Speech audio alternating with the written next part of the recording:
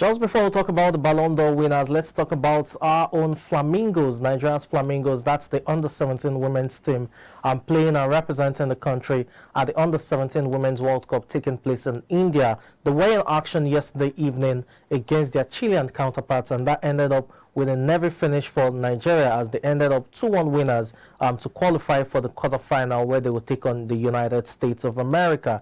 Now for the Flamingos, they lost their first match by 2-1 to Germany, in that match before winning the second match against New Zealand comprehensively by 4-0 and rounding up the group stage with a 2-1 win over Chile to amass 6 points and qualify from the group. It must be said that you had Mosokara scoring what's proved to be the decisive winner of the match as the Flamingos went 2 goals up before Chile had a penalty late on in the match itself. And it must be said that for Coach Oluwakere Bankole's side, they need to do more in terms of being clinical in front of goal. This was a match where Nigeria had over 22 attempts at goal, with over 10 of them on target. It could have been more in terms of how clinical they were. So it's something they need to work on rather, going into the quarterfinal fixture against the United States, which will definitely be a different, challenge from what they had in the group stages where you had Germany, New Zealand, and Chile. Over the course of 90 minutes yesterday as well, we saw the players a bit of fatigue setting in towards the end of the game, although they were also able to show composure in terms of keeping their defensive shape to push, the Chileans at bay. I'm sure Coach Oluwakere Bankole will be looking at all of these and would, address these lapses even as the women, our young women, try to make us proud in the quarterfinals against the United States of America. Now let's turn our attention to the action we saw last night. Yes, action, not on the field of play, but off it.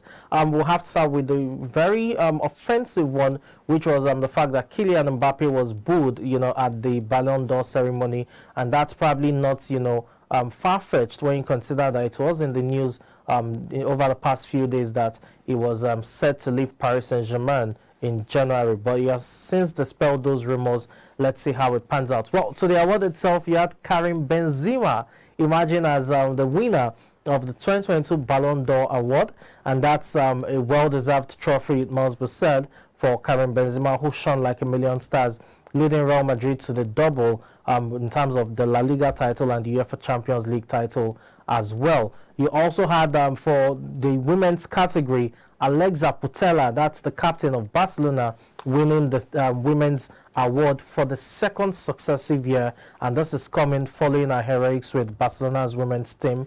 The captain of the side, she scored 18 goals and registered 15 assists in 30 games as Barcelona women swept through their division or their championship, winning all 30 matches right there. So also in the Champions League, she was able to score 11 goals in 10 Champions League matches, also scoring Barcelona's lone goal in the UEFA Women's Champions League final. Unfortunately, she couldn't lead them to a successful title defense, talking about the Women's Champions League, but she definitely deserves the award as well. I'm talking about runners-up. You have Beth Mead as the runner-up to Alexa Putellas when it comes to the rankings for the Ballon d'Or, while for the men's category, Sadio Mane was the runner-up to Karim Benzema, rather, was the runner-up to Karim Benzema for the Ballon d'Or award. You had Kevin De Bruyne of Manchester City coming in third. For Sadio Mane, there was definitely an impressive year. Remember, he played an instrumental part in Liverpool's domestic double last season, also helping Senegal win their first African Cup of Nations via penalties, where he matched as the most valuable player of the AFCON tournament. He was also instrumental in helping Senegal qualify for a second successive World Cup, which will take place in Qatar. And definitely you can understand why it was voted second. Yes, he may have missed out on the Ballon d'Or title or award itself, but Sadio Mane also went home with the Socrates Award, and he is the maiden winner of the Socrates Award. Now, for the Socrates Award, that's a gong that is given out to players for their humanitarian efforts in making the society a better place. And remember, Sadio Mane is idolized in his home nation of Senegal, following, his humanitarian contributions to his nation in terms of building schools, hospitals, trying to empower the people, as it were. And as a result of his efforts, he was rewarded with the Socrates Award, which is quite commendable. For the women's runner-up, I talked about Beth Mead earlier, becoming, the runner-up to Putellas for the women's award. And you have Robert Lewandowski going on with the Top Strikers Award, or the Best Striker of the Year Award, also known as the Jed Muller Award, and that's following his heroics with Bayern Munich last season, where he scored 41 goals. Quite, a phenomenal striker, it must be said. You also had Gavi, yes, the Barcelona youngster, and that's the midfielder, emerging as the best candidate for the Young Players Award, edging the likes of Real Madrid's Camavinga as well as Musiala of Bayern Munich. And that was a bit of a surprise, because there were those who tipped Musiala to emerge as the winner of this category. But Gavi, also another phenomenal player there, winning the Young Players Award. You also had Thibaut Courtois, that's Real Madrid's goalkeeper, winning the Janssen Award for the best goalkeeper in football last season, and he just edged Liverpool's Alisson Becker as well as Manchester City's Ederson to emerge victorious, talking about going on with the Yassin Trophy. Remember, he was instrumental in keeping Liverpool at bay in that UEFA Champions League final, as Vinicius Junior's goal was able to coast Real Madrid home to a 14th UEFA Champions League title. And you have to give Courtois his flowers. He definitely played an instrumental part in this. You also had Manchester City winning the Club of the Year award. That's another one for Manchester City. They won the league title, talking about the Premier League, in stunning style, although you can also make a case for Real Madrid winning not just the domestic league, but also winning the biggest club competition in Europe, talking about the UEFA Champions League. So many winners on the night. You had Real Madrid's, you had Salah rather, of Liverpool being voted in as 7th, while Kylian Mbappe could only finish as 6th when it comes to the Ballon d'Or rankings. But no debate about it, Alexia Putellas deserves it, talking about the women's category. And for the men's category, it was all done, wrapped up basically with Karim Benzema's heroics for Real Madrid all through last season. The Ballon d'Or definitely has rewarded its winners. Let's see what the FIFA Best Award, the Best Award, would come up with later on this year. Karim Benzema definitely a favorite for that award as well.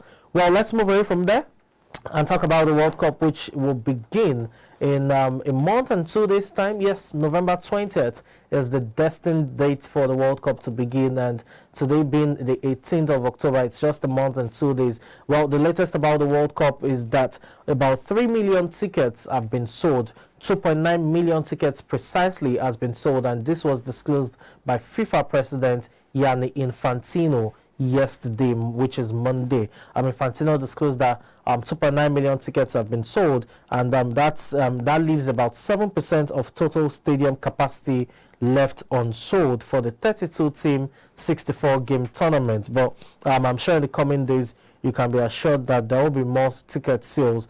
But this is coming at a huge cost for residents of Qatar, as several landlords are now ejecting tenants. It must be said, you have landlords booting tenants to cash in on the tight accommodation market. Now, certain apartments go for $2,500 per month, but as a result of the World Cup being in the corner, you have some of these apartments going for $1,700 per night, with a minimum of 14 nights stay. So you have residents being forced to pay $1,700 per night, and they have to pay for a minimum of 14 nights, which is 2 weeks.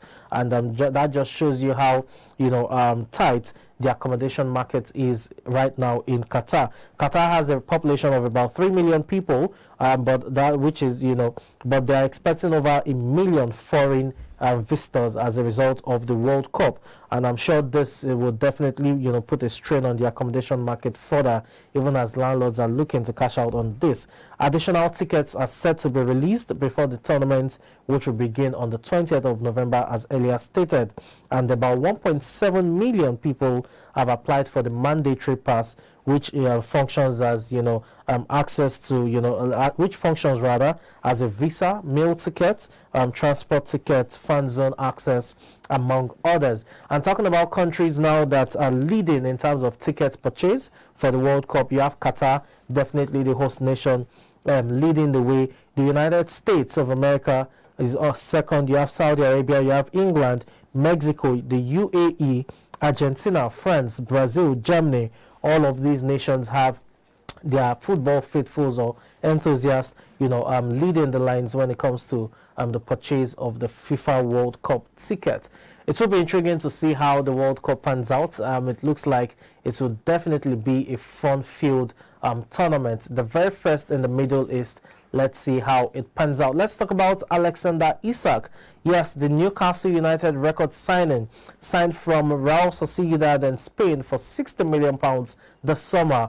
Yes, he played only 3 matches for Newcastle United before picking up a thigh injury. The latest about the Swedish striker is that he will be out until after the World Cup, and this is definitely a big miss for Newcastle United, as the 23-year-old rather was signed, to bolster their offensive outlets, but he was only able to score on his debut against Liverpool, in that thrilling loss which they suffered, courtesy of a Fabio Carvalho last-second strike, as it were. But Isak won't be available for the next 2 months, as the Always men are looking to make their way up to the standings. Newcastle United, in 10 games, have started the season not so good, with 3 wins, 6 draws, and a defeat.